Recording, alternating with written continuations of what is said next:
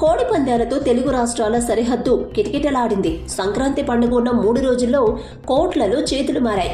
ఇక్కడ కోడి పందాలకు అనుమతులు లేకపోవడంతో ఉమ్మడి ఖమ్మం జిల్లాకు చెందిన పందెం రాయుళ్లు ఏపీ పరిధిలోని ఏలూరు, ఎన్టీఆర్ జిల్లాలకు పరుగులు పెట్టారు.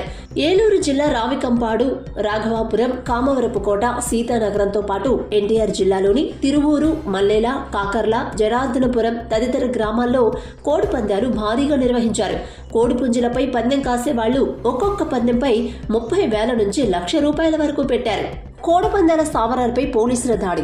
పెనుబల్లి మండలం మండాలపాడు గ్రామ శివారు పామాయిల్ తోటలో కోడిపందాలు స్థావరంపై మంగళవారం విఎం బంజర్ పోలీసులు దాడి చేశారు. 2 పందెం పుంజులు, 2 కోడి కత్తులు, 2 బైకులు, ₹1,750 నగదు స్వాధీనం చేసుకున్నారు. 3 పందెం రాయుళ్లను అరెస్టు చేశారు.